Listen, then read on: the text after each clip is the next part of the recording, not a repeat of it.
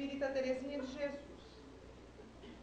De que maneira o médium consegue controlar as manifestações dos espíritos quando estes chegam de forma violenta e desequilibrada? Em tese, a educação espiritual por que passa o médium na casa espírita o qualifica a ser um filtro. A palavra é muito apropriada, filtro. Mas ele não vai deixar de sentir alguma coisa, porque no processo da mediunidade, o espírito joga sobre o psiquismo do médium, pelo plano mental, aquilo que é a sua realidade. Se é muita irritabilidade, ou se é desespero, ou se é incredulidade. Então ele vai ter uma ressonância, isso é inevitável. Se ele for um médium muito sensível, naquela base que nós já explicamos aqui, ele não é apenas intuitivo que capta ideias, é mais fácil para o intuitivo. Então ele não altera muito. Mas se ele for um médium que ele desatrela do corpo, ele desliga um pouco do corpo, ele vai sentir o efeito no sistema nervoso. Então ele vai ter uma alteração. Então, por exemplo, não que a gente vai fazer isso, porque o caso dela era diferenciado porque ela tinha sido suicida em 2 existências. Mas o Arnaldo contou pra gente que quando Dona Ivone frequentou o Meimei e ela chegou, ela recebeu uma entidade que era um suicida do trem. E o trem, ele tinha perdido a cabeça. Então ela manifestou, ela debruçou o peito em cima da mesa, a cata da cabeça, como se fosse para pôr no lugar, desesperada. Então, como que a gente vai entender o processo? Ela, também suicida, muito sensível, em processo de resgate, naturalmente ela vai ressentir-se muito com um processo de sofrimento muito parecido com o que ela passou. Ela tinha um registro. Então o médium fica mais sensível. Então, às vezes, o médium pode gesticular um pouco mais, às vezes ele pode alterar batimento, respiração, e todo mundo sabe que acontece um processo até de taquicardia, né? A circulação sanguínea ela é acelerada e há um descarregamento de produto das glândulas internas no sangue, e altera todo o organismo. Então o médium realmente fica num estado que a gente chama de transe. Esse transe pode ser mais suave e pode ser mais atormentado. Vai depender muito vamos dizer assim, da ressonância que o médium receber. Isso é um problema? Não, isso não é um problema. Isso é um caminho de descobertas, de ajustes. O que nós temos que ter em mente é isso. O médium não é um médium perturbado porque ele agita quando o espírito vem e se ajusta a ele. Ele é um médium que retrata, vamos dizer assim, com maior grau o estado do espírito. No tempo, ele vai aprender a ser um enfermeiro, porque ele vai ganhar experiência. Allan Kardec definiu no livro dos médiuns que o melhor médium é o mais experiente. Então não adianta achar que é por causa de mediunidade, faculdade, é o mais experiente. É aquele que conta mais tempo no exercício regular da atividade. Esse é o melhor médium, porque ele vai aprendendo a lidar com a situação, a intermediar com maior proveito entre a Terra e o plano espiritual. Então, o médium agitado pede o concurso da segurança.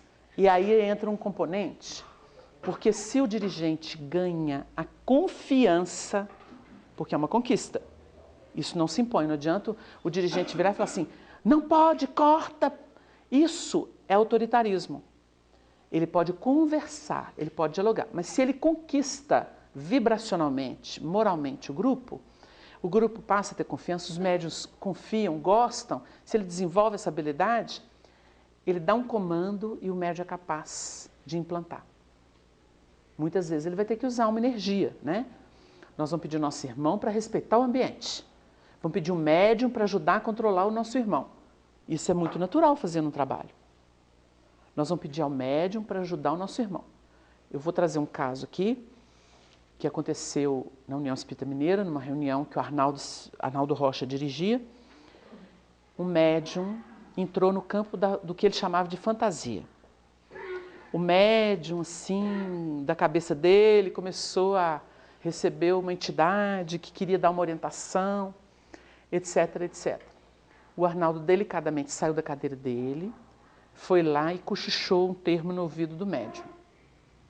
Aí nós vimos que o processo parou. Depois, na intimidade com alguns de nós, de confiança, assim, ele virou e falou assim, ó, nosso irmão, infelizmente, está seguindo um caminho meio complicado em termos de ideias sobre algumas questões aí no meio espírita. E quando eu percebi a vibração dele, uma intuição maravilhosa, quando eu percebi a jogada que ele estava armando por conta própria, eu cheguei no ouvido dele e falei assim, suspende, para de fantasia. Só falou isso no ouvido dele, acabou a comunicação. Para de fantasia. Então, ele fez isso como experiência que ele somou. Né? Nessa época ele tinha quase 60 anos de lida mediúnica, desde aqueles tempos idos de Pedro Leopoldo. Mas o dirigente vai ganhando capacidade para discernir situações. A gente tem duas situações extremas em reunião mediúnica, principalmente da parte de quem coordena, que precisariam muito merecer a nossa atenção e o nosso carinho. Uma é a ingenuidade do dirigente. Tudo é espírito. Tudo porque às vezes o médium está despreparado, ele pode entrar num processo anímico, de ideias próprias. Às vezes ele não gosta de alguém, vai atacar, vai facilitar o ataque. Às vezes ele quer ganhar um ar de superioridade, ele vai criar uma orientação. Então tem dirigente que às vezes é muito ingênuo, ele não consegue perceber o jogo psicológico ali, e emocional, etc. Ele tem que estar muito atento para isso, por isso que ele tem que conhecer um pouquinho da psicologia do grupo, estudar o grupo, prestar atenção, a natureza das pessoas, como que a pessoa comporta, como é que ela é na atividade mediúnica, porque não é que as pessoas são ruins, na verdade nós somos deseducados. Isso é deseducação, é falta de comprometimento. Comprometimento com o espiritismo, com a mediunidade, ele não chega sem experiência, ele não chega sem o exercício. Por isso que não é aquela questão de cortar, de impedir, é uma questão de cultivar o melhor.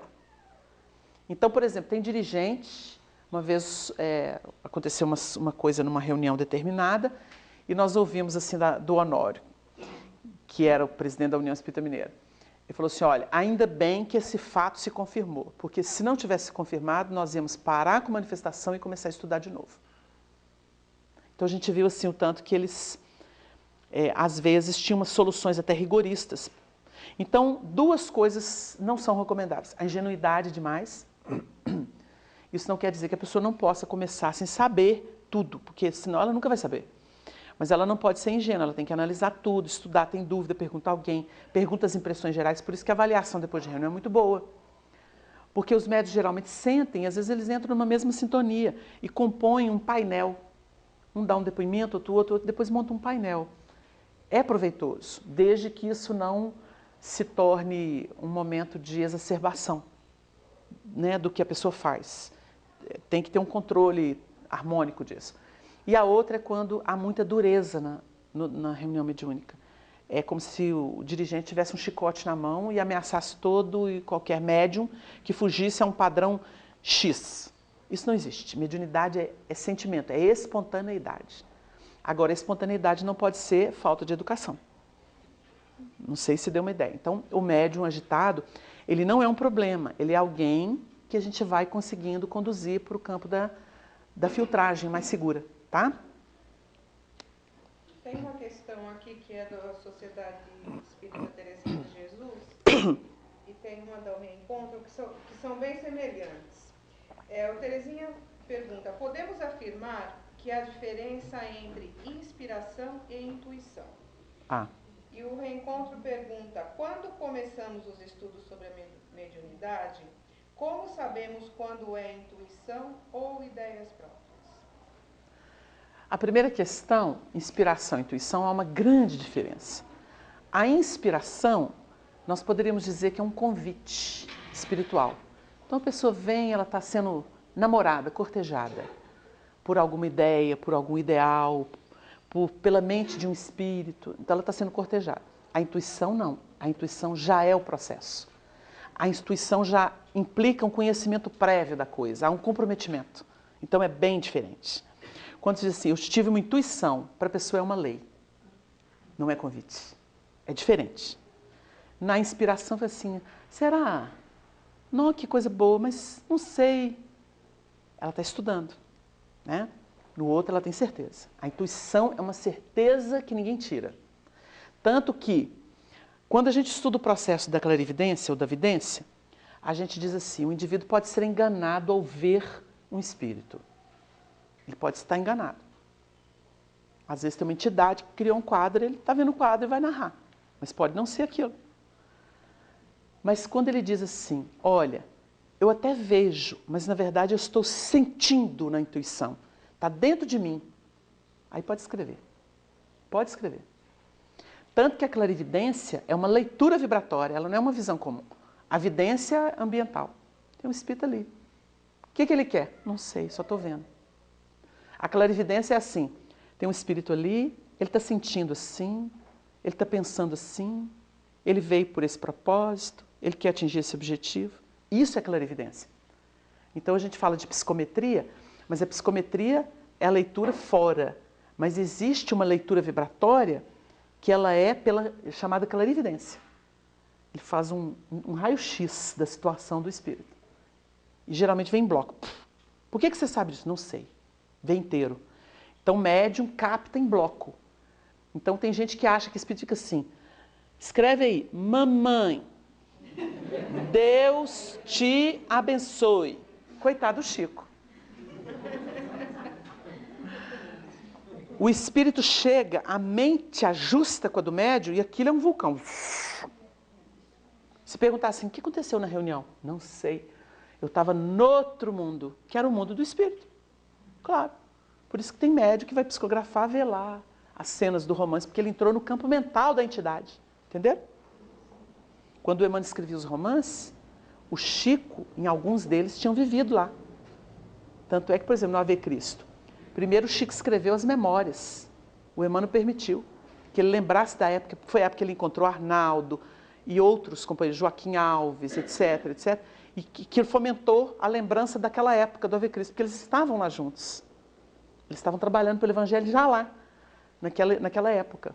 Então, no segundo ano do cristianismo na Terra, nas Galhas.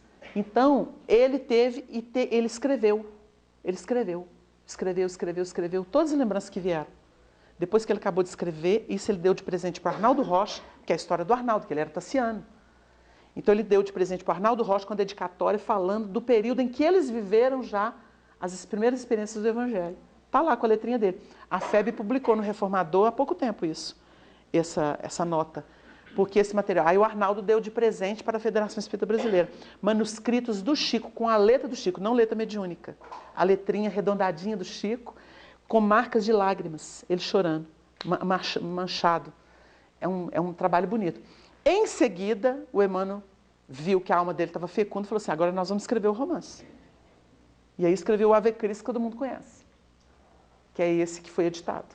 Que é o livro que o Emmanuel escreveu. Não o livro das lembranças do Chico da época. Porque foi reminiscência primeiro. Mas isso ajudou Emmanuel a encontrar campo para escrever o verdadeiro romance Ave Cristo. Né? Com o objetivo que ele tinha, que era mostrar o trabalho do Evangelho naqueles tempos. Então, intuição e inspiração. A outra questão é sobre ideias próprias. Muito difícil para quem começa separar. Quem vai fazer o trabalho não é o médium, é o grupo. Junto com o dirigente, junto com outros trabalhadores. Aí é que o trabalho vai se dar. Por isso que tem reunião de educação mediúnica. Nesse período, o médium não tem que preocupar. Fluiu, não importa se consciente ou semiconsciente, que é o mais comum de acontecer com a gente, ele fica estranho. Porque a gente diz assim, como é que fala que é o consciente ou o semiconsciente? O consciente, ele não sente nada, só vem as ideias. É o médium consciente, só vem as ideias. Mas ele está sendo um instrumento. E quando ele é semiconsciente? Quando ele realmente está tendo um processo de transe mais acentuado? Quando ele sente reflexos daquilo no seu organismo, no seu sistema nervoso. Então ele começa a agitar, o coração sai pela boca, e ele sente odores, ou ele sente tormento, ou ele sente quadros, parece que ele está em outro lugar, ele está vivendo outra situação. Aí é o transe. aí realmente é o transe. É porque ele está um pouco fora do corpo e entrou no clima. O espírito como que... Vocês viram na obra de André Luiz, O Domínio da Mediunidade? Que é como se o espírito debruçasse sobre a médium, sobre o sistema nervoso da médium. Na verdade, ele não entra no corpo. É justa a posição.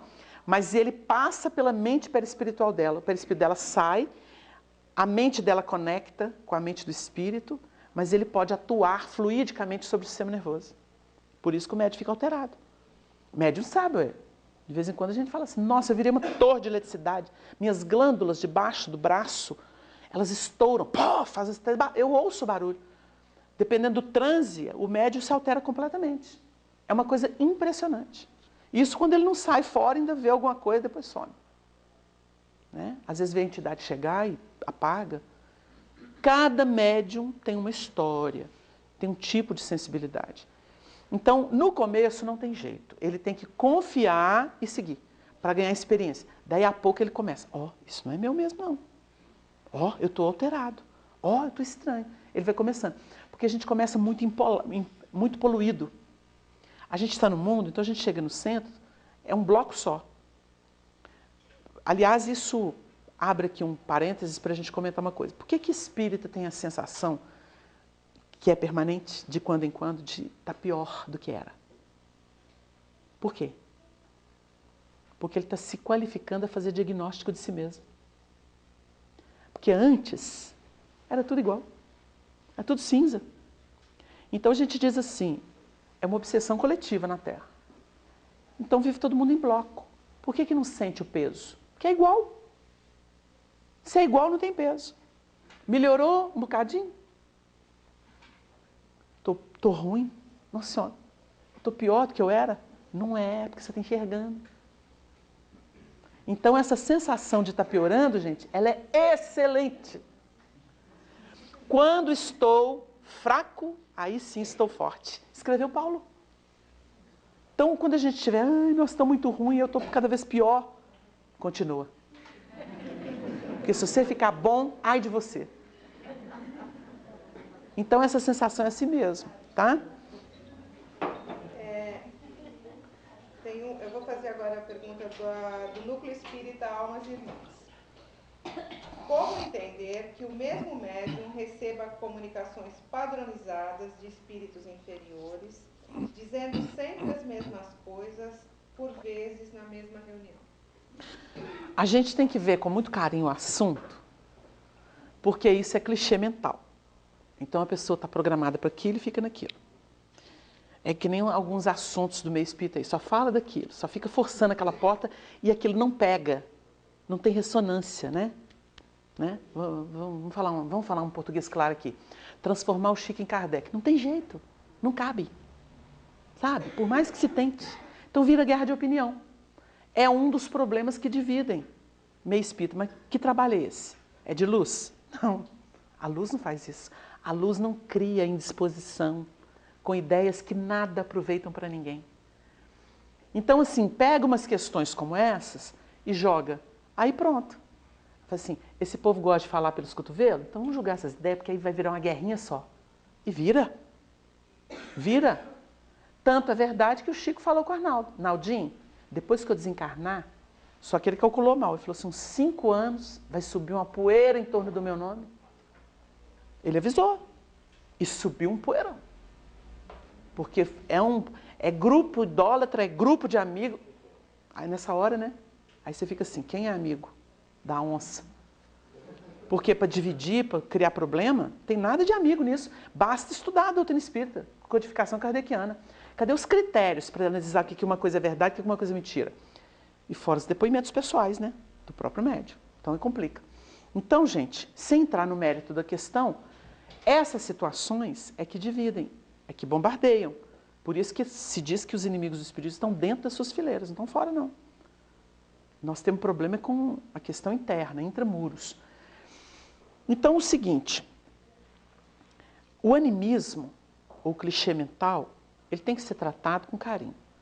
Se o grupo é um grupo que está se constituindo ali com um bom propósito, se a direção consegue dar aquele tom de confiança, de amizade, é hora da pessoa falar assim, olha, nós vamos fazer um teste, o dirigente pode fazer isso, nós vamos fazer uma observação, você vai ficar um tempo como vibracional e você vai perceber, e depois, ao final de cada reunião, você vai me falar o que você sentiu. Para esses casos, o ideal é suspender a comunicação e pedir, não abolir o médium da reunião, mas pedir ao médium para não manifestar e sempre anotar, ainda que seja mentalmente, o que ele observou no decorrer. Você vai recorrer à prece, se você sentir realmente alguma coisa que está alterando o seu organismo, seu psiquismo, a ponto de você não aguentar, você vai me chamar, nós vamos recorrer a um passe para te harmonizar. E ao longo do tempo nós vamos observar como que você vai proceder. Porque é uma forma de educar o médium. E, na verdade, nós precisamos disso. O médico que não aceita isso está orgulhoso. Né? Ah, eu não aceito porque eu sou médium, eu tenho que trabalhar. Não, não é assim. Uma reunião, ela é conveniada. Nós sabemos o porquê dela existir, qual é o objetivo dela.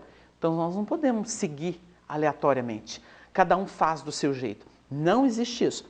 Nós não podemos padronizar as manifestações, mas nós temos que criar um caminho de harmonia para elas. Esse é o objetivo. Depois de um tempo, a pessoa pode até se revelar bom médium, porque às vezes ela está presa a um processo dela. Nós temos orientações sobre o animismo e tivemos uma conversa uma vez com o próprio Arnaldo sobre isso. Arnaldo falou assim, olha, eu nunca rechacei médium anímico nas minhas reuniões, porque eu aprendi com os espíritos mais elevados, ainda naquela época que eu convivia com o Chico, que ele recebia as orientações diretas dos benfeitores, eu aprendi que essas pessoas estão presas a situações por um histórico espiritual delas. Elas viveram situações das quais elas trazem as marcas profundas. Então ela sempre repete, parece aquele disco de ebonite, né? Arranhado, que ele volta sempre no mesmo lugar. Então uma pessoa precisando de carinho. Então o dirigente vai atendê-la e vai muitas vezes propor para ela. Você vai ficar sem manifestação por um período, nós vamos estudar, vamos observar, né? Se ele tem algum apoio de confiança na reunião, como, por exemplo, outros médios com possibilidades de clarividência, audiência, ele pode, se essas pessoas realmente têm uma experiência maior, porque também não podemos confiar cegamente nisso, pode pedir um apoio, falar assim, você tem percebido, não tocar no assunto direto, alguma presença, alguma situação de entidades ao longo das reuniões, aí ele pode falar assim, não tenho visto não. O que não significa também que é absoluto. Sabe por quê, gente? Às vezes o médico está captando longe. Está captando longe. Doutor Bezerra, para poder comunicar aqui, ele não precisa fisicamente, ou perispiritualmente estar aqui. Ele pode conectar a minha mente, ou a de quem for, escrever alguma coisa, ou ser instrumento dele, entendeu? Então é por aí. Então são questões que a gente tem que levar sempre no campo da fraternidade, mas claro, com o critério que a doutrina espírita nos apresenta. A influência do médium nas comunicações. Então a gente vai tentando filtrar. Suspende um período, volta, faz outra experiência, sugere outras coisas para o médium, né? Como preparação, como leitura, por exemplo. Pede ele para sintonizar, fazer um autoestudo. E está ajudando a pessoa, né? Não é bicho de 7 cabeças. Complementando, também tem uma questão do Almas Irmãs que pergunta como identificar se a comunicação é anímica. Existe uma coisa que só a experiência dá. A princípio, nós vamos notar a psicologia do médium e como ele se porta numa comunicação. Mas quem tem mais experiência, e principalmente médium com mais experiência, a gente chega numa reunião, você sente o vazio. A comunicação se dá, você sente uma lacuna ali. É vazio, não tem vibração. O dirigente, ele, sem perceber, ele desenvolve a intuição. Se ele é atento, estudioso, zeloso pelo trabalho, ele vai desenvolvendo a intuição.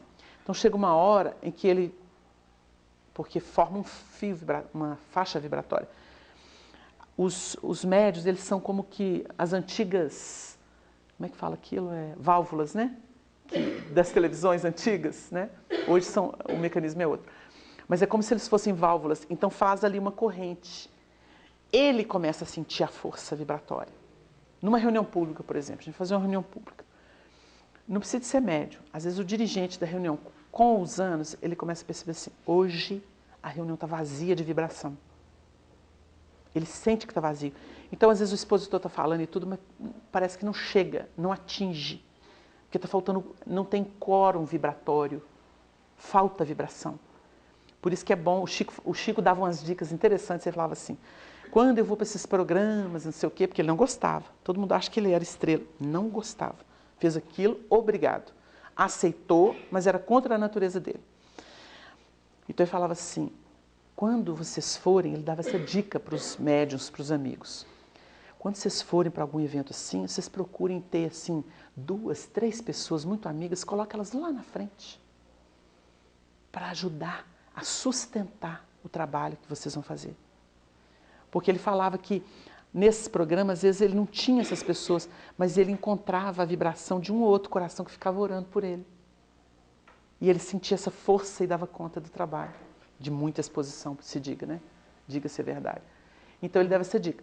Da mesma forma, a gente vai perceber que às vezes não tem. Então nós temos que ter aquele suporte vibratório para na hora que vier uma lacuna dessa, a gente saber atender. E o dirigente, tanto quanto outros mais experientes, vão sentir, tem alguma coisa errada. Ela não entra, ela não encaixa. O trabalho, quando ele é genuíno, quando ele ocorre mesmo, a gente sente uma satisfação, porque é uma troca vibratória.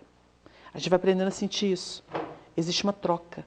Tanto o médium fica alterado assim, por mais que ele duvide, por mais que ele tenha problema, médium sempre tem dúvida, né?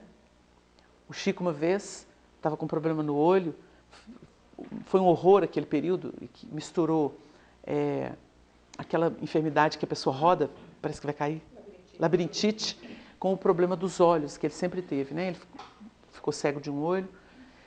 E aí ele foi num oftalmologista com o Arnaldo, só para a gente ilustrar o caso. Vai ver que médium peleja de todo jeito. E o Arnaldo levou ele no oftalmologista, o oftalmologista ligou para um amigo homeopata, porque não tinha o que fazer, e não era o caso de arrancar os olhos como ele queria, porque ele tinha que trabalhar, porque doía muito. Ele deu uma receita de 2 remédios homeopáticos. Sugeriu para o Chico, olha, eu não sou homeopata, ligou para um amigo, falou o caso, o amigo indicou 2 remédios pelo telefone na frente do Chico. Quando o Chico saiu com a receita, ele ficou meditativo. E aí ele foi guardar e um papel caiu. Quando ele caiu, o Arnaldo pegou para ele e falou assim, mas isso é receita do Dr. Bezerra? Porque estava no papel do centro do dia anterior da reunião. Ele falou assim, meu filho, Dr. Bezerra ontem me deu uma receita de homeopatia e são os mesmos remédios que o médico me deu. Aí ele virou e falou assim, porque o Arnaldo chamava ele de gostosura, que era um apelido de um açúcar na época, né? Ele explicou a história pra gente, que o Chico era muito doce, então eles deram um apelido dele de gostosura. Então eu falei assim, gostosura, mas se o Dr. Bezerra te medicou, por que você não atendeu? Eu falei assim, meu filho, eu sou humano, eu também posso duvidar. Todo mundo fica deixando o Chico na posição de Deus, mas na verdade ele tinha suas coisas humanas, né? Seus gostos aí para as coisas. Uma outra vez, só para a gente entender como é que o médium tem razão de ter sua luta e dialogar sobre isso e não ter vergonha, ele começou a frequentar a casa de uma pessoa que tinha sido filho dele em outra existência e que foi um canalha na época, né? Então, assim, essa pessoa ele gostava, prezava muito, e o Arnaldo sabia que essa pessoa não prestava. Canalha.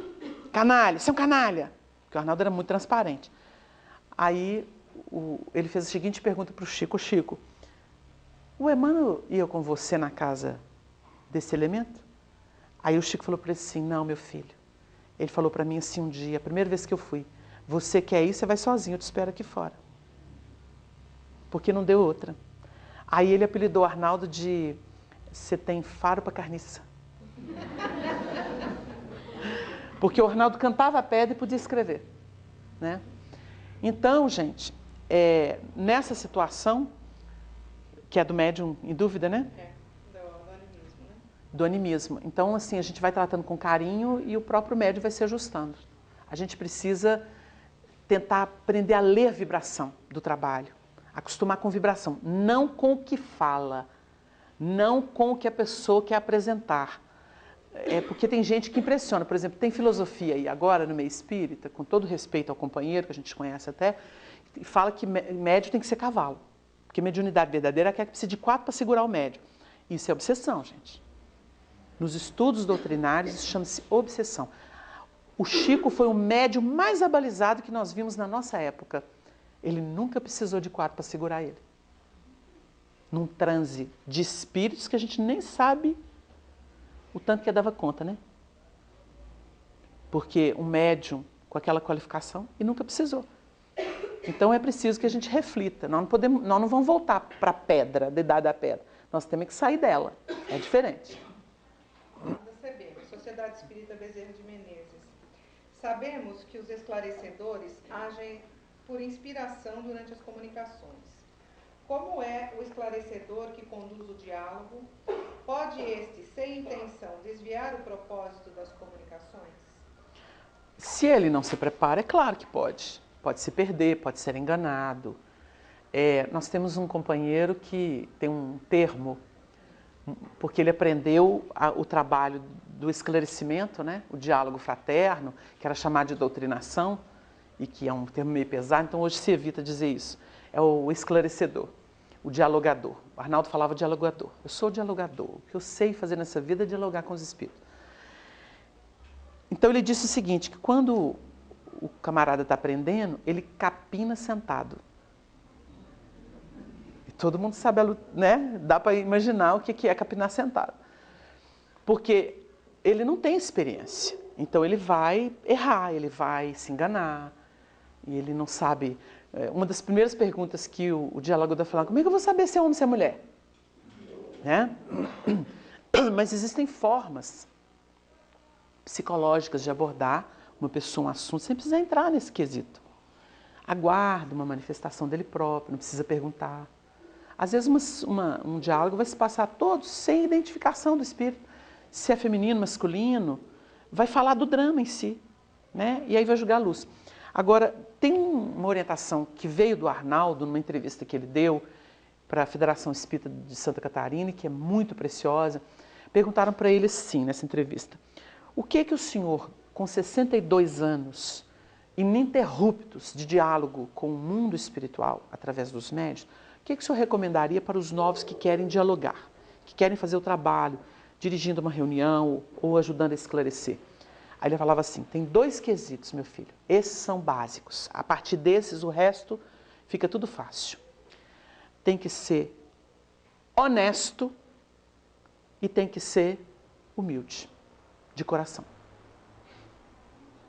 Porque não adianta achar que está numa cátedra para recomendar perdão se a pessoa sabe o tanto que é difícil perdoar. Aí nos faz lembrar um espírito que manifestava numa reunião de um grupo que a gente frequentou e o dirigente era um português muito renhido ali, daqueles que insistia e falando para o espírito que ele tem que deixar, que tem que perdoar. E a médium muito espontânea, muito natural, que eu achei bonito até, da parte do médium, né? Diz que o espírito virou para ele e falou assim, ó, você quer saber de uma coisa? 2 chifrudos não bebem água no mesmo coxo. Tchau, tô indo embora. E foi. Porque ele queria impor uma coisa para o espírito também era genioso. Então não tem uma equação. Acabou ali. Então essa história ficou gravada na memória do grupo como uma advertência. Nós temos que ter cuidado. Naqueles livros de instruções psicofônicas, Voz do Grande Além, ao final existe ali um balanço. Olha, gente, reunião com Chico Xavier, que comparecia uma santa como Teresa d'Ávila, de quando em vez. Para a gente falar de um dos espíritos que iam lá. Vocês já pensaram nisso? Uma mediunidade, uma candidez como a do Chico. E se a gente for olhar, os espíritos que se convertiam e aceitavam, né, se der a metade, muito. Claro que eles saem com algum recurso, algum componente para meditar. Nunca é perdido. Mas nós precisamos entender que não é tão fácil como a gente pensa. Então, abre o coração, converse com o outro como conversaria com um amigo na rua que está sofrendo. Uma pessoa que está na rua sofrendo. A gente não conhece a pessoa, fala, olha, eu sei a sua luta. Calma, tem Deus. nós temos recurso aqui para te ajudar, você quer? Vamos fazer uma oração junto? É o que ele pode fazer. Então, começando com honestidade, perdendo essa coisa da eu posso, eu vou fazer. Não, não é assim. Né? Tem hora que o indivíduo vai usar de energia. A energia é educativa. Agora, energia não é violência. Então, ele precisa descobrir esse mecanismo. Meu irmão, você está no ambiente de respeito. Nós deixamos você desabafar, você falou. Agora, você vai fazer a caridade de nos ouvir um pouquinho. Então, ele vai usar energia. Então, nós precisamos dosar as coisas. Mas nós não dominamos o mundo espiritual. Então, quando a gente vê essas expressões aí, que até existem os seus fundamentos, né? Os fundamentos existem, mas muitas vezes a pessoa leva para o misticismo. Então, por exemplo, partir para um trabalho que foge dos padrões que o Espiritismo nos ensina, que são padrões seguros, e vai lá, pôr espírito na lua, pôr espírito no seu, mandar espírito fazer as coisas. Ué, mandar espírito fazer as coisas? Cadê a autoridade? O dia que eles, no movimento, brigou naquela época, que ficou para trás, que tinha uma discussão, que tinha que fazer evocação, não sei o quê, aí quando esbarrou o assunto no Chico, aquela singeleza do Chico falou assim, Allan Kardec era o missionário da terceira revelação, ele realmente evocava os espíritos, você tinha uma autoridade moral, que nós estamos longe de reconhecer em outra pessoa. Quem se julgar com a autoridade moral que o codificador tinha, que faça então a evocação. Muito simples.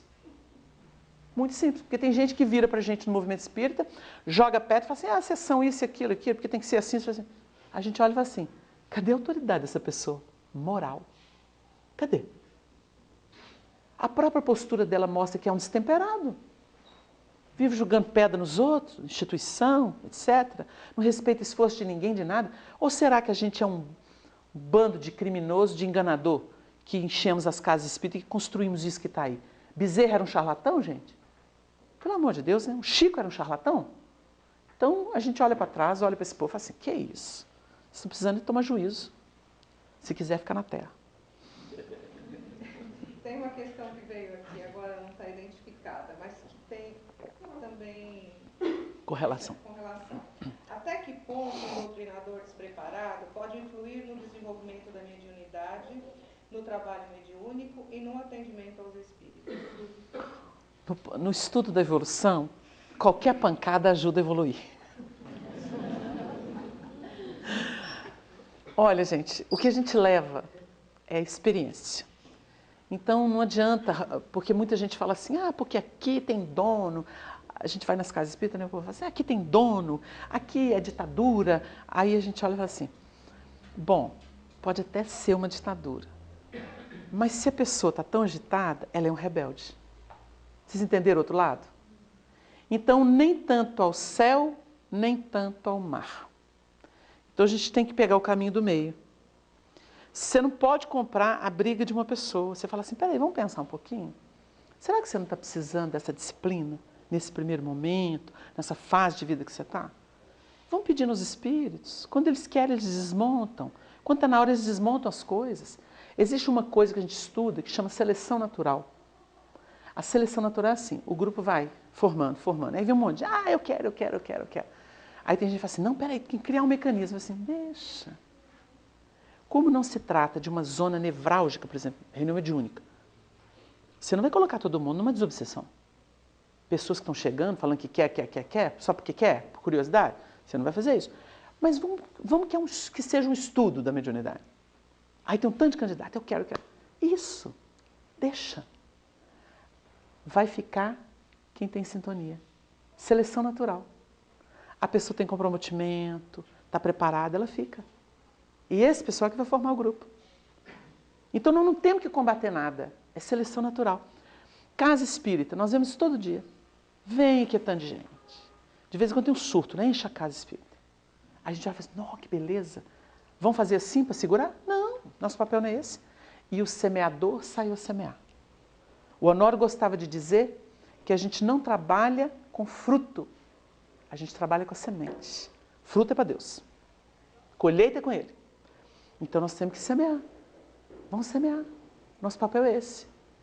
Agora, não ficou? Levou o nosso recado, nosso carinho.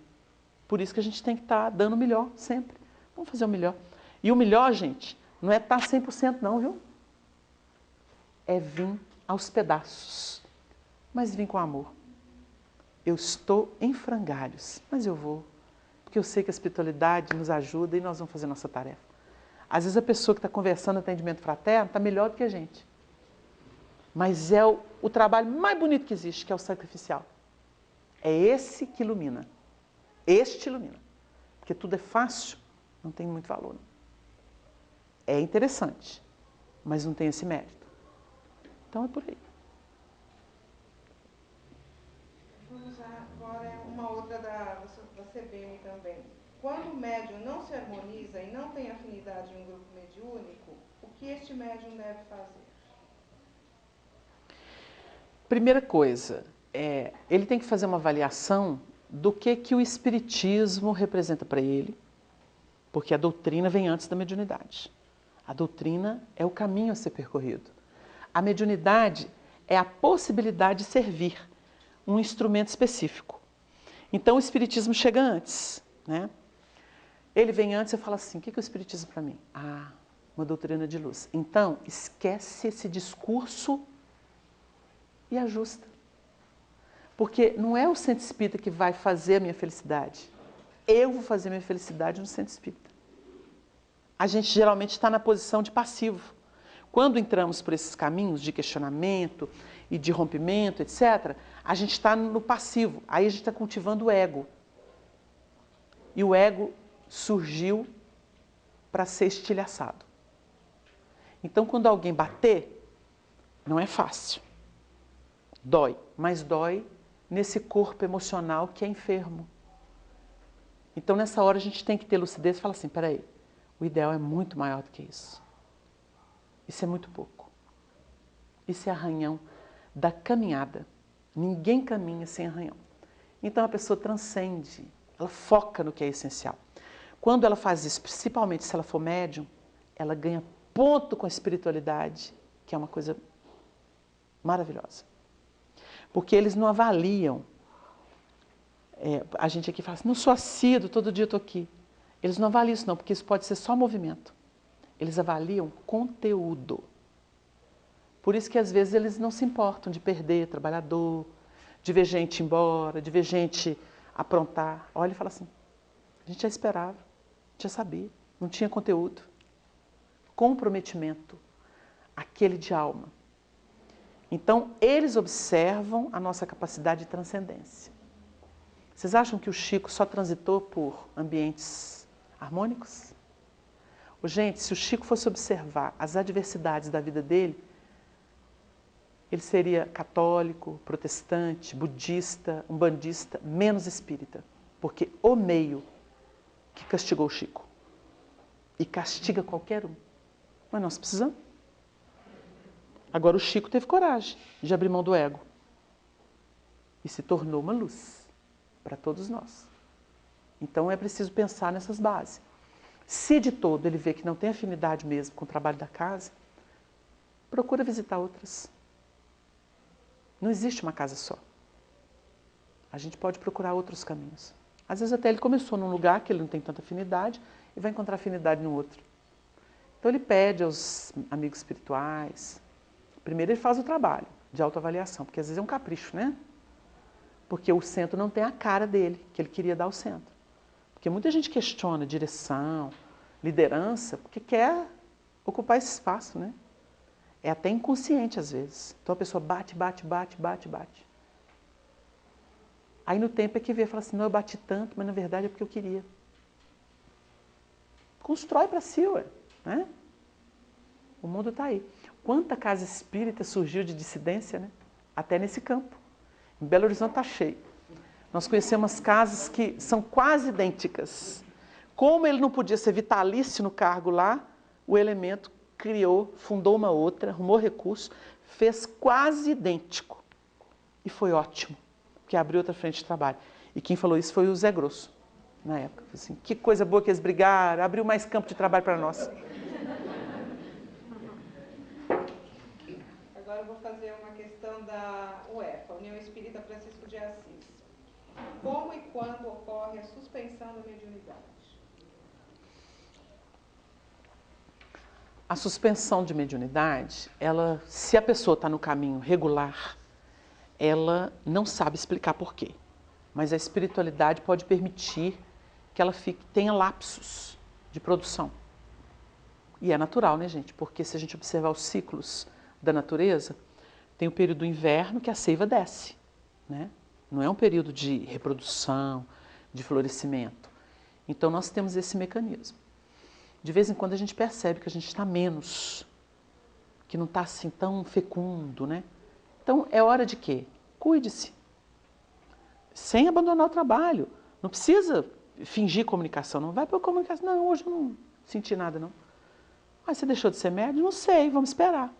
Mas continue indo no trabalho, vibra pelo trabalho, porque a gente está aprendendo. De repente ela vai perceber que voltou. Alguma coisa aconteceu, voltou. A gente não tem domínio sobre isso. Agora, existe a perda da mediunidade no seguinte sentido: quando o elemento desvia, ele começa a se comprometer, aí geralmente uma entidade se torna exclusiva, dominando o campo mental dele, daí a pouco ele não tem mais habilidade. Porque a mediunidade ela é plural. A tendência dela é pluralidade, não é exclusividade.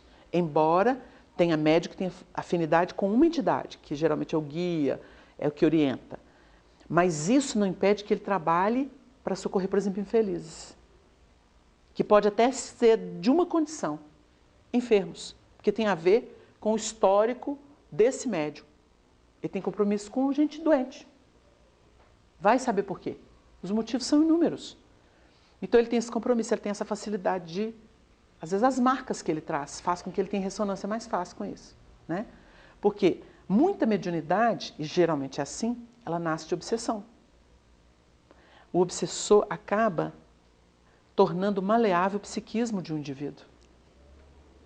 Ou um ou mais. Então a gente fica pensando naquele lunático, né? Hora cai no fogo, hora na água. Aí Jesus pergunta, né?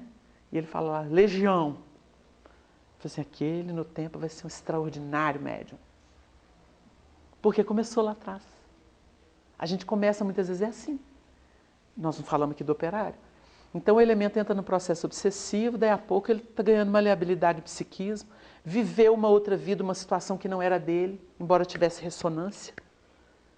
Se a gente não falar, ainda que rudimentos de uma língua, de um espírito, ele não consegue ter contato com a gente. Por que os inferiores, então, têm êxito na empreitada? Porque a gente tem essa história de problema espiritual. Isso é comum na Terra. Por que é difícil receber um espírito mais elevado? Porque as qualidades que eles apresentam, a gente tem que ter pelo menos uma pontinha, para a gente poder entender essa linguagem. Fazer contato. E aí eles enchem. Médium que já pôde ser envolvido por entidade mais elevada, e começa a perceber. É uma experiência extraordinária. Primeiro, parece que não tem limite às coisas. Quando ele olha para um assunto, ou para uma pessoa, para sentir ou para pensar, parece que ele consegue abarcar tudo com pouco. Capacidade de síntese. Isso é de espírito elevado. Ele olha para aquelas situações mais intricadas assim, ele disseca ela inteirinha. Onde é que você tirou essa sabedoria? Não é minha. Daí a pouco, aqui tem esse outro problema, assim, o espírito foi embora.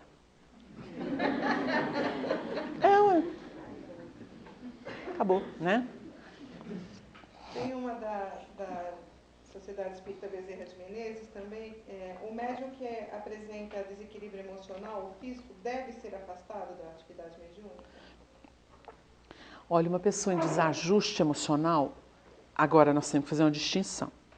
Uma coisa é a pessoa desajustada emocionalmente com a vida dela, com as relações dela. Blá, blá, blá. Outra coisa é ela estar apresentando-se desajustada emocionalmente porque ela está conectada com a entidade, vivendo o clima do espírito. Isso a gente descobre fácil, sabe por quê? Primeiro ela toma uns passes. Você vai tomar uns passes aqui com a gente, vamos fazer uns evangelho lá, vai vir na reunião, daí a pouco ela está normal. Estou boazinho, estou bonzinho. Assim, você está apto para entrar no campo da mediunidade. Por quê? Tirou o motivo. que era a influência, ela estava conectada. A gente acha que espírito se liga a uma pessoa por algum tempinho durante a reunião?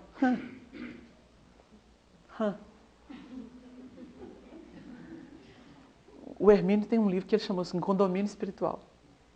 Dá o que pensar. Condomínio espiritual. Tem gente que só vive manietada a entidades. Gente, é um processo de exploração, nós estamos longe de entender. E não pode nem abrir muito não, que a gente fica apavorado e não vai querer viver na Terra mais. Os espíritos tratam com muito cuidado. Então a gente começa a perceber que essa pessoa desajustada psicologicamente, emocionalmente, a propósito da vida dela, primeiro ela precisa se equilibrar. Como é que ela equilibra? Reunião mediúnica? Aí eu vou trazer um caso aqui só para ilustrar. Isso a gente viu acontecer. Um rapaz que foi colocado sem preparo, filho de um delegado, ia com as irmãs, uma mais nova, uma mais velha, e colocaram ele na reunião de obsessão. Porque era médio, o menino, aquela expressão depressiva, estranha. E colocaram na reunião. Botaram o menino para trabalhar. E passou 1 mês, 2, 3, 6. Aí de repente chega a notícia. Ele esfaqueou a irmã mais nova, dentro de casa. Esfaqueou. A menina não morreu. O pai dele é delegado, ele não foi preso. Esfaqueou. Aí ficou todo mundo horrorizado. Como que uma pessoa claramente desajustada foi colocada para trabalhar na desobsessão? Aí chegou a seguinte informação: vocês pioraram ele.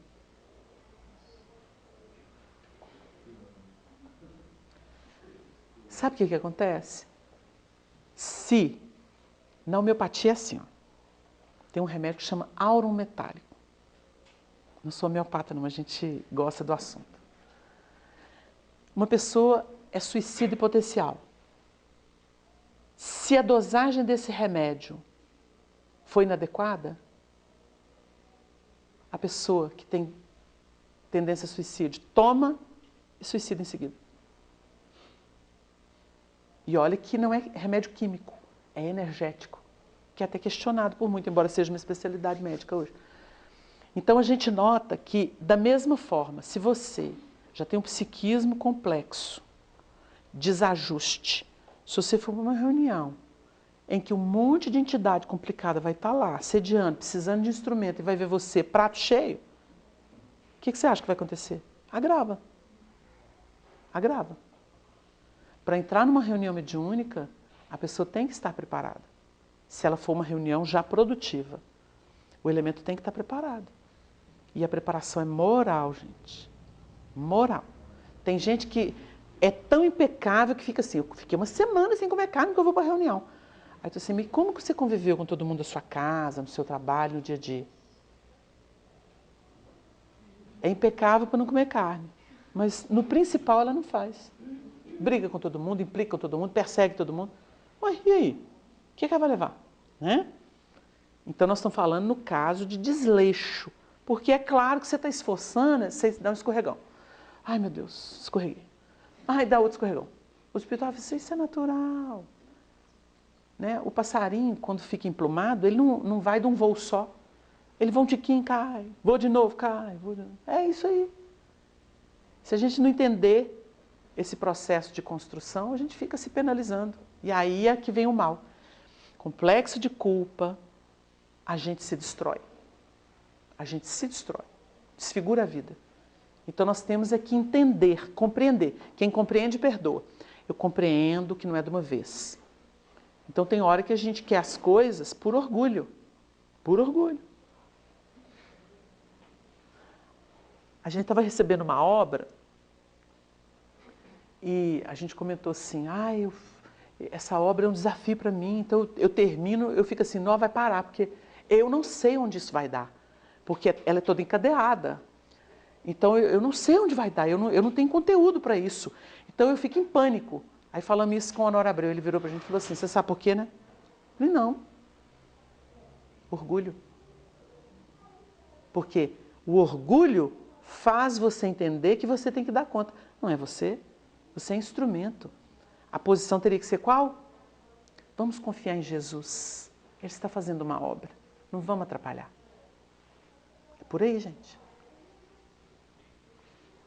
Uma questão do Sr. Paulo Ribeiro, da USE São Paulo. quais os critérios para a admissão de pessoas médiuns ou não na equipe já formada? O estudo e o trabalho na casa espírita são suficientes? Não são, né, Paulo? O estudo é uma porta de entrada, mas nós temos que observar a vibração da pessoa, se ela conseguiu despertar amor por aquele tipo de trabalho. Porque uma reunião produtiva é uma equipe em ação. Quando ela é harmônica, está produzindo, nós temos que ter cuidado para colocar elementos novos. Não que a gente não possa colocar, até deve colocar, porque é muito bom para incrementar. Mas nós temos que observar na pessoa a vibração dela no trato com o trabalho do centro em geral.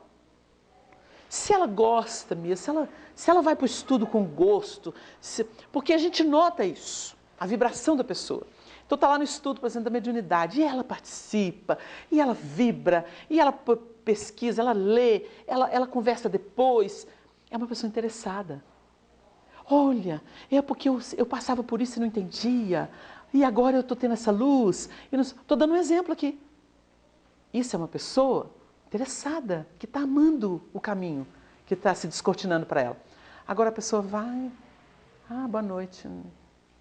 Vocês leram, gente? Vocês conhecem? Não conheço não. Aí vai lá, dá uma noçãozinha. Essa não está preparada. Essa não. O dia que ela engajar, porque às vezes a pessoa está 3 anos estudando no centro, nesse sentido regular, sem outro comprometimento. Eu estou indo no curso. Igual ela vai numa outra atividade. Aquele movimento rotineiro. Aí tem uma outra que tem 6 meses que ela está lá. Mas a pessoa tem um esforço, interativa, e vibra, e chega a inferências, e vem, faz pergunta, e vem não sei o quê. Essa é candidata. Essa com pouco tempo vai estar lá na reunião. E vai produzir. Porque tem gente que chega com o coração preparado. Não é aqui, é aqui.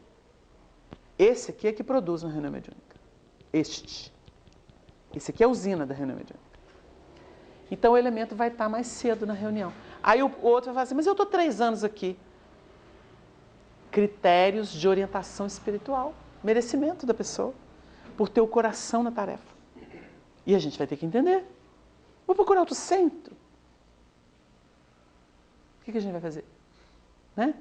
Nessa hora, essa democracia comum do mundo, ela não prevalece. Porque no plano espiritual chama meritocracia.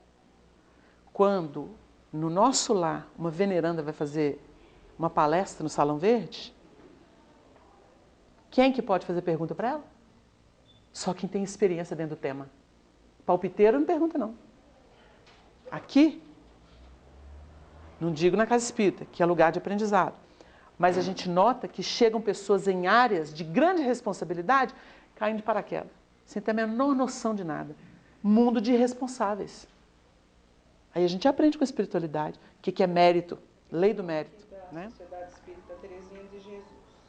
O médium, em seu estado inconsciente, pode ser responsável pelo que ocorre nas comunicações? Inconsciente? Inconsciente. Olha, é claro que o médium é responsável porque antes de ele sentir o efeito no corpo, mesmo que ele não saiba o que está acontecendo, passou pelo perispírito dele. Porque a ligação não é direta com o corpo.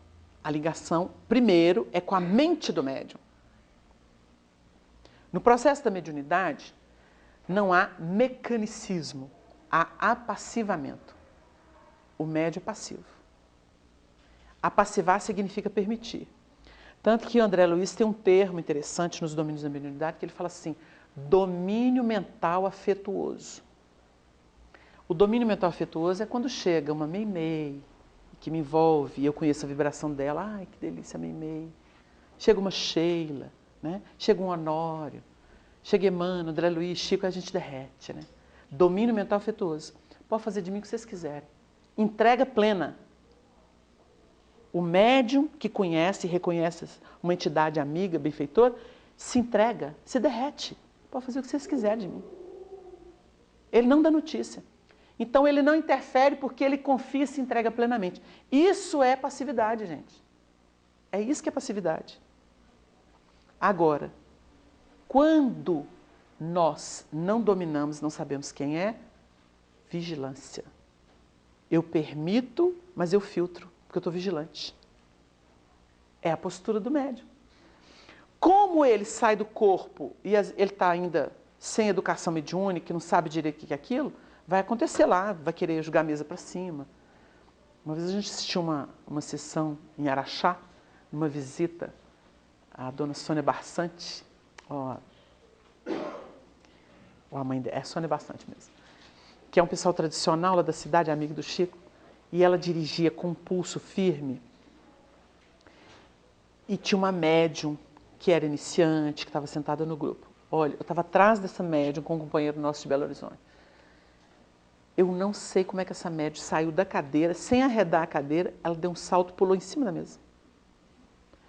Ali, a única explicação que tem é que entrou o efeito físico no meio. Porque não tem como explicar aquilo, né? Esse tipo de comportamento eu ainda não tinha visto na minha vida. Da cadeira sentadinha, ela pulou para cima. Já estava dominada pela entidade. E a dona Silvia veio com calma, sem alarde, pedindo com carinho, dando passe dispersivo, pedindo para que ela se sentasse na cadeira. Com o tempo ela conseguiu. A médium ficava voltando e indo no transe, porque não sabe ainda. Então, o que a gente entende disso? Minha filha, você não tem culpa disso não, não precisa ficar com medo, não vai abandonar o centro, achar que você está dominado, que sua vida vai ser assim, não, que você está aprendendo a lidar com a situação. Então a postura primeira é essa. Gente, calma, vamos fazer prece, porque a nossa irmã está aprendendo a lidar, a controlar a comunicação, ela sai do corpo, né? Ela não tem essa consciência, essa lucidez. Então nós vamos ajudá-la a construir isso. É por aí. Nós estamos ajudando um médium em potencial a trabalhar no tempo. Então, ele tem responsabilidade, mas a responsabilidade só vem na medida em que ele ganha lucidez no processo. Vocês precisam entender. A responsabilidade existe, só que ela leva um tempo para se implantar. É que nem a gente na evolução. A gente não fez um monte de besteira na evolução? E hoje a gente não olha e fala assim, nossa, se eu soubesse disso antes, eu não tinha feito aquilo. O que aconteceu? A providência divina nos tolerou naquela época, sabendo que a gente era ignorante. Pai, perdoai-os, porque não sabem o que fazem. Jesus mentiu? Não. A gente não tem vida moral ainda. A gente tem vida física. Para a gente tudo é na matéria. Agora que a gente está começando uma vida moral, então a gente já sabe pensar como espírito. Com essa concepção maior do universo. Aí a gente tem responsabilidade. Muito será dado, ou muito será pedido àquele a quem muito foi dado. Aí a gente entende o tema do Evangelho. Eu posso fazer o que o arruaceiro fez? É nunca. Ainda mais ensinando Evangelho para os outros. Eu posso ir lá fazer aquilo? Nossa, sentença de morte moral. Acabou. Né? Uma outra do Núcleo Espiritual Almas Irmãs. Quais são as evidências claras de que a pessoa possui mediunidade e o que fazer para desenvolvê-la? Olha, a mediunidade, ela deve ser reconhecida num trabalho de entrega dentro do centro espírita. Porque a pessoa começa a frequentar os estudos, toma passe, e ela vai perceber se algo eclode. Porque às vezes ela tinha percepções lá fora, mas ela vai entrar para dentro do centro e aquilo vai sumir. Então a gente chama isso de mediunidade circunstancial, de despertamento. O Haroldo Dutra Dias, que traduziu o Novo Testamento, ele viu, ouviu, sentiu, saiu de si, desdobrava do corpo. Foi para o centro espírita. Quando chegou lá, acabou tudo. Nunca mais teve mediunidade. Nunca mais. Era para obrigá-la a ir no centro espírita. Para isso que serviu. Então existem processos de magnetização do mundo espiritual para a Terra que dispõem a criatura a percepções para que ela possa encontrar o caminho. Encontrou, tirou aquela magnetização, a pessoa fica normal, natural. E vai fazer um outro tipo de trabalho, né? Que não precisa dos transes propriamente considerados. A mediunidade ostensiva.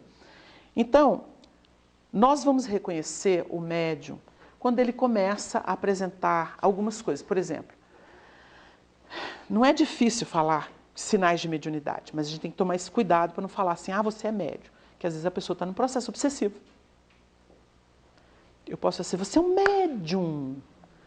E a pessoa está lá dominada de espírito, por isso que ela vê, ouve, sente, porque o espírito está escravizando ela.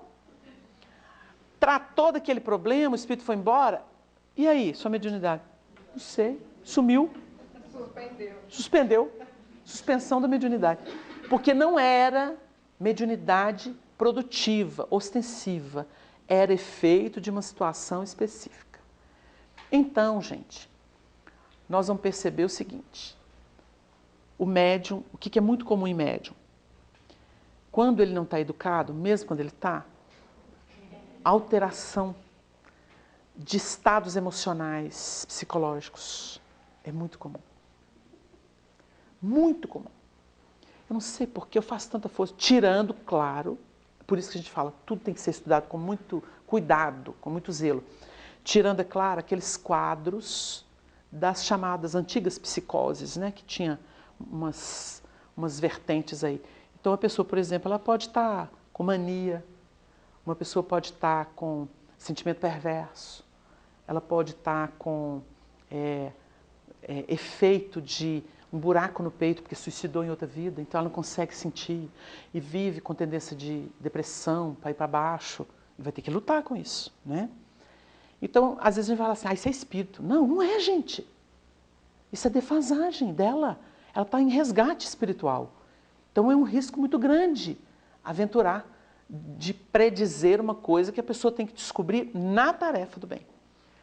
Agora, quando ela está na tarefa e tudo, que ela começa a sentir, eu chego no centro, me dá taquicardia, eu vou na reunião, durante a reunião, na hora que os espíritos manifestam no outro médium, mesmo no outro médium me dá taquicardia, parece que o coração sai pela boca, e parece que eu estou ficando zonza, tonta, e eu sinto a vibração pesada e parece que eu tenho vontade de vomitar. Tudo é sensibilidade. Então, olha quanta coisa que existe. E não é igual, um médium não é igual ao outro. Então, nós não temos uma coisa que diz assim, isso é porque é médium. Não. Pode ser sinal, mas tem que ver se isso é circunstancial ou se isso vai ser produtivo. Vai ter uma extensão, o trabalho da pessoa. Então, é no trabalho espiritual que a gente descobre. Aí vem, olha, eu não sinto nada nos braços não, mas vem coisa na minha cabeça para escrever e fica assim, escreve. Foi só hoje? Não. Tem umas 6 reuniões que está assim. Eu estou segurando e eu estou assim, estou louco. Ah, então nós vamos pôr papel para você. Aí começa a pôr papel. A pessoa escreve. Aí vai analisar, para ver se tem alguma coisa ali que denota que é espírito, ou se é ela que está drenando. Porque às vezes a pessoa está com tanta coisa acumulada que ela precisa drenar. Aí passa o período e fala assim, não tive vontade de escrever mais não. Ah, então era seu mesmo. Entenderam? Tudo isso acontece. Por isso que nós, espíritas, não podemos ser simplórios no trato com as facetas da mediunidade. Porque isso é um campo ainda muito novo e desafiador para a gente. Embora a literatura já existente e as experiências somadas no tempo. Tem uma que tem relação com isso também. O distúrbio bipolar pode ser confundido com mediunidade ou vice-versa? Não está identificado aqui. Nós estamos vivendo um período em que se classifica estados íntimos, as mutações, as transformações com patologias. Uma vez saiu uma matéria numa revista de grande circulação com o título Psiquiatria S.A. E era uma grande autoridade brasileira na ONU falando que hoje qualquer estado natural, humano, foi classificado para poder fomentar a venda de produtos da indústria farmacêutica. Então, gente, nós temos que tomar cuidado. Porque aí é bipolar, é não sei o quê, aí vem as nomenclaturas. Se a gente fizer uma leitura dessa obra que eu citei, Obreiros da Vida Eterna, nesse capítulo, nós vamos ver lá que ele fala do grande problema da classificação acadêmica dos estados humanos, tipificando tipos de comportamento, que na verdade criaram um labirinto, mas não mostraram como é que sai dele. E cita Freud, cita outros pesquisadores.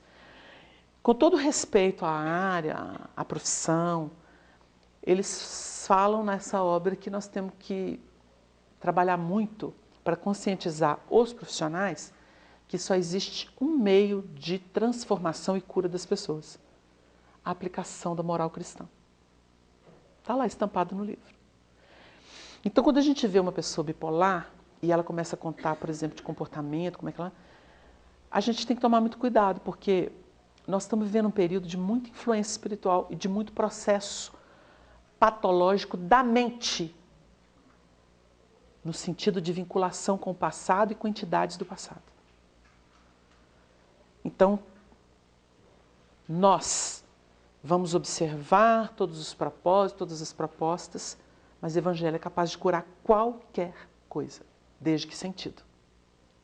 Mas é Evangelho. Evangelho é o coroamento da doutrina. A doutrina esquadrinha as leis universais.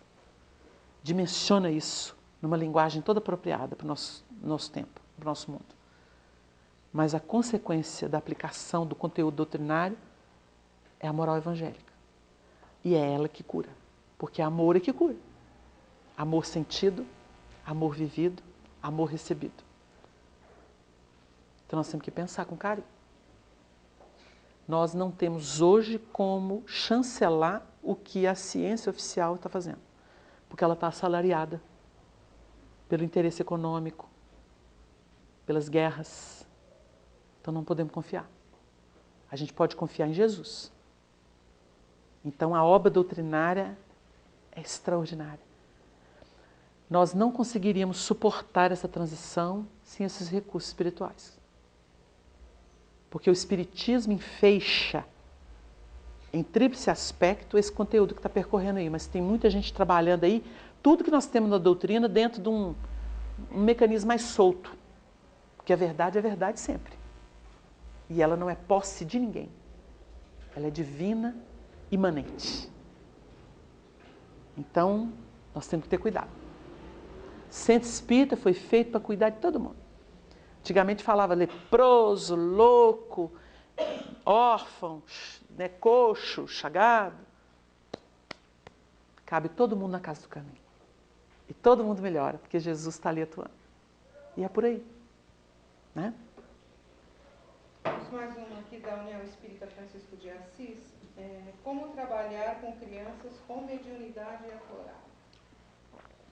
Conduzindo-as ao centro para a evangelização da criança, tomar passe, conversando dentro de casa, realizando culto no lar, preparando-as para o futuro. Porque não é hora. Lidar com naturalidade. Nós temos que parar de achar que nossos filhos são bibelôs, né? Para enfeite, para enetocimento. Então nós temos que tratá-los como espíritos que são. Diálogo, conversar francamente. Nós conhecemos crianças hoje de 9 anos que leem Caminho, Verdade e Vida e explicam no culto para os pais. 8, 9 anos. Eles estão assim. Que pega o Livro dos Espíritos, lê e explica. É a nova safra, gente. Graças ao bom Senhor, que a gente está cansado da velha. Eles é que estão alegrando a gente agora. Olha, nós temos que conversar com nossos filhos como a gente conversaria entre nós aqui. Ô meu filho, isso é espírito. O que é espírito, mamãe? Aquilo que nós somos em essência, que Deus criou. Cria mecanismo. Como é que o espírito nasce, mamãe? Que nem a sementinha, meu filho.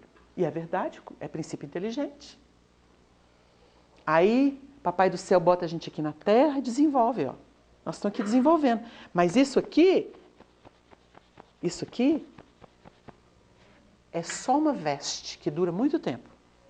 E nós não podemos estragá-la fácil não, viu, meu filho? Tem que durar bastante. Vamos cuidar dela.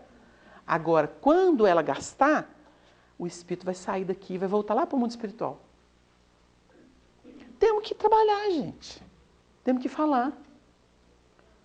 Mesmo que fale difícil. Às vezes você pega lá e fala assim, vamos ver aqui no Livro dos Espíritos. Espírito. Seres que habitam o mundo espiritual, fora da terra. Blá, blá. Entendeu, meu filho? Alguma coisa ele entendeu. Se puder explicar, debulhar, se souber. Se não souber, fica com aquilo. no tempo, ele fala, agora entenda aquilo que papai leu para mim lá atrás, eu não entendi nada. Mas tomou contato. A gente fica assim, não está na hora. Não pode falar esses termos com ele. Que não pode? Ele fez curso do outro lado, para poder reencarnar. Que isso? Só está despertando. A gente não ensina nada, a gente só acorda. Gente, o processo da educação é o processo de acordar, revisar o que já existe. Se a pessoa não tem sintonia com aquilo, não interessa para aquela área, você não gosta disso não. Mas vai gostar de outra. Então a gente vai semeando, né? Então a nossa mentalidade nesse sentido tem que... Mas mediunidade implica consciência e responsabilidade. Fora disso, não mexa. Não mexa. Então a gente vai tomando passe, a criancinha, né? Vai participando do evangelho. Eu vi espírito, meu filho, vê mesmo, tem espírito para todo lado. Mas estava feio, mamãe. E você fez uma oração para ele, meu filho? É sofredor. A gente não encontra tanta gente aí doente na rua, né? Pessoas desesperadas, feinhas, né, filho? Mas está precisando de oração. Quando você vê um espírito feio assim, você ora por ele e fala assim, eu fiz uma oração para você, Jesus vai te proteger. Pronto, resolveu o problema. Quer um jeito melhor de desenvolver mediunidade, educar a mediunidade? Não tem, né? Começa cedo. Tem uma última aqui da Sociedade Espírita Bezerra de Menezes. Como deve ser o intercâmbio entre a casa espírita, direção encarnados, e a equipe espiritual na busca por orientações? Como deve ser o quê no princípio? O intercâmbio entre a casa espírita, a direção encarnada da casa espírita e a equipe espiritual na busca de orientações para aquela casa. Qual orientações? Primeira coisa, nós temos que criar um núcleo. A casa tem que ter um núcleo de intercâmbio, que não começa por essas orientações, obviamente. A gente deixa no campo da espontaneidade. Então prepara o estudo, o clima fraterno. A gente não pode pensar que é só estudo, porque tem que ter fraternidade. O que mais responde pela qualidade das comunicações não é o conhecimento farto, intelectualmente falando, da doutrina. É a vivência de um amor, de uma troca fraterna. Isso é que dá o tom. É isso que faz a diferença. Isso atrai o mais alto e vira um bloqueio para os que querem destruir. Porque é uma força irradiante. Essa luz irradia, os inferiores não suportam isso. Então nós vamos criar esse núcleo. Nesse núcleo, a gente pode fazer um pedido geral e aí não podemos cometer um pecado. Nunca apontar um médium só, para não criar essa coisa de exclusividade, de superioridade. O Emmanuel explica no livro 50 anos depois, como que começou o problema, o desfiguramento do cristianismo nas bases do que se tornaria o catolicismo no tempo. Porque os companheiros de Roma, que se intitularam bispos, proclamaram uma superioridade sobre os demais bispos ou trabalhadores existentes em outras regiões. Começou assim. Então, um médium que é apontado como destaque, porque às vezes ele vai se destacar naturalmente. Alguém pode falar que tem outro melhor do que o Chico até hoje? Não pode. Não pode. Mas ele se destacou no trabalho do bem, amando. O destaque do Chico se deu por ele ter aberto mão dele próprio, do ego dele. Então ele virou uma luz. Agora, adianta ficar aí querendo dominar, usando todos os artifícios de fama? Não. Porque o Chico, a pessoa ouve o nome dele e faz assim. Agora nós temos na sociedade tantos expoentes que quando falando fazem porque a pessoa até tem brilhantismo, mas não desce. A vibração não desce inteira. Para a gente dizer assim, nossa, nesse eu aposto. Tem ali um coração que ama, de verdade, simples, generoso, sem presunção. Então a gente vai trabalhar essa fraternidade. A partir daí, pode fazer um pedido, nós somos uma reunião dessa, ou põe lá 2, né, para não ficar essa coisa. Jesus não gostava de mandar um só. Vão de 2 a 2. Coloca 2. Se tem que pedir, tem que fazer um pedido assim, eu queria que vocês dois ficassem à disposição da espiritualidade para uma orientação para casa. Não é? Vai fazendo assim. Se tem um mais experiente, coloca os mais experientes, mas coloca com o outro que também está caminhando. E é até bom, sabe por quê, gente? Porque uma verdade, ela tem que ser universal, para ser verdade. Então, se vem de uma cabeça só, o Espiritismo é obra coletiva dos Espíritos, em diversos pontos. Confirmaram aquilo tudo. Ensinaram a mesma coisa. Isso é o controle universal dos ensinos. Então, a gente pede. Ou se pediu numa casa que só tem um, se tem uma casa irmã, pede lá também, depois dá uma... Observa o conteúdo das duas, se elas estão no mesmo sentido, né? Passa pelo crivo da experiência, do propósito que se quer atingir. Então, são mecanismos que nós temos. E a gente vai estar ajudando todo mundo, os médios vão estar ajudando a casa. E a gente não cria esses bolsões que já deram tanto trabalho para a gente, né? Tanto trabalho. Eu queria que você falasse para a gente, porque a gente já conversou, inclusive, hoje a respeito desse assunto, do clima espiritual que ficou com essa visita do Papa. O que a gente pode tirar de lição disso de bem? Porque a gente hoje ouve tanto falar, né, na transição, as coisas ruins que acontecem, a gente vai atribuindo essa transição que estamos passando. E essa visita do Papa veio mostrar uma outra coisa para a gente, né, um lado bom. Então, se isso também faz parte dessa mutação que a gente vai passar agora. A gente tem informações espirituais de que ele não começou por acaso as viagens internacionais pelo Brasil, que é o coração do mundo, pátria do Evangelho. E ele esteve ligado à equipe de São Francisco de Assis no passado. Ele reencarnou já trazendo as marcas de Francisco de Assis. Não é por acaso que aconteceu isso. E aqui no Brasil, ele está sendo amparado para fazer um trabalho de desmontagem dessa prepotência, dessa presunção, entrando no campo do amor ao próximo verdadeiramente, valorizando o Evangelho puro e simples, sem as teologias, que é o que ele está focando junto das massas, porque é um resgate, chegou o momento de resgatar o Evangelho do Cristo. E é curioso porque a Federação assumiu esse trabalho de aprofundamento de estudo do Evangelho, de entrar no Espírito do Cristo, inclusive não só no Evangelho com o Espírito, mas no Novo Testamento, que é uma coisa inédita no nosso meio espírita. E, paralelamente, ele foi trazido para poder fomentar isso junto do povo, para dar uma pacificada e mostrar um caminho para a fé, que é um caminho exatamente de despojamento, de estar um com o outro, de viver. E nós tivemos informações confirmadas por outros grupos, conversamos ontem com César Pérez, presidente da FEB, sobre isso, e ele já tinha outras informações, nesse sentido da vinculação dele com o Francisco de Assis, e o próprio Chico Xavier está dando cobertura para ele aqui no Brasil. Por isso está misturando muito esse jeito do Chico que ele está revelando no olhar, no gesto, na humildade. Ele está sendo amparado pelo próprio Chico aqui, porque o Chico é a nossa grande luz aqui no planeta, aqui no Brasil. Então, nós temos um contexto muito favorável. E ninguém segura mais, viu, gente? Ninguém segura mais, não. É caminho de harmonização e de retorno à simplicidade. Então, nós do movimento espírita, chegou o nosso momento de dizer não para as pompas, não para as vaidades, não para as presunções. Agora é caminhar com Jesus. Simplicidade de coração. De coração. Tudo simples, contato com amor, construir a fraternidade que nós ainda não conseguimos fazer irradiar do nosso meio.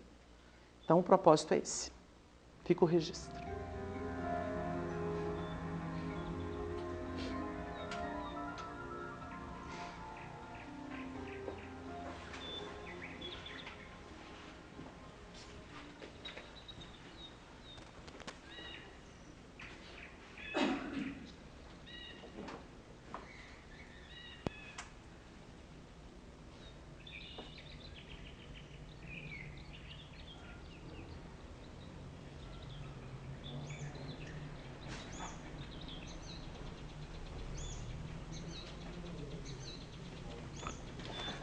Novos tempos.